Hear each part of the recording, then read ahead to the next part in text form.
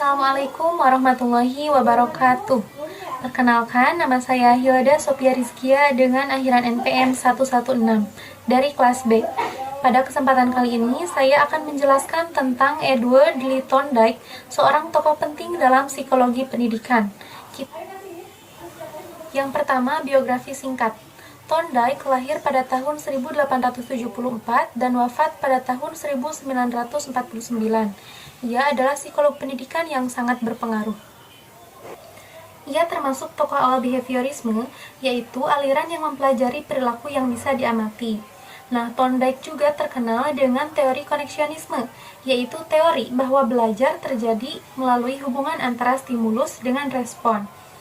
Eksperimen yang paling populernya adalah puzzle box, tempat ia meneliti bagaimana kucing belajar keluar dari kotak dengan percobaan berulang. Sebagian besar karirnya ia habiskan sebagai peneliti dan pengajar di Columbia University. Selanjutnya, kontribusi. Yang pertama, menyusun hukum-hukum belajar yang menjadi dasar teori behavioristik. Thorndike merumuskan hukum-hukum belajar yang kemudian menjadi fondasi teori behaviorisme. Yang kedua, pengaruh kuat pada metode pembelajaran berulang dan pembentukan kebiasaan. Nah, ide Thorndike ini mendukung latihan berulang untuk membentuk kebiasaan belajar. Dan yang terakhir, cocok diterapkan dalam pembelajaran bahasa dasar. Mengapa demikian? Karena bahasa banyak memerlukan pengulangan. Teori ini sangat cocok untuk pelajaran seperti kosakata, pelafalan, dan struktur kalimat. Selanjutnya, hukum belajar menurut Thorndike. Yang pertama, law of readiness. Artinya, belajar akan berjalan maksimal ketika siswa sudah siap secara mental dan fisik. Jika tidak siap, hasil belajar akan menurun. Yang kedua, law of exercise. Artinya, semakin sering dilakukan, semakin kuat kemampuan itu. Jadi, latihan rutin sangat diperlukan. Dan yang terakhir yaitu law of effect. Artinya, tindakan yang menghasilkan kepuasan akan cenderung diulang. Reward akan memperkuat perilaku positif, sedangkan koreksi akan membantu menghilangkan kesalahan.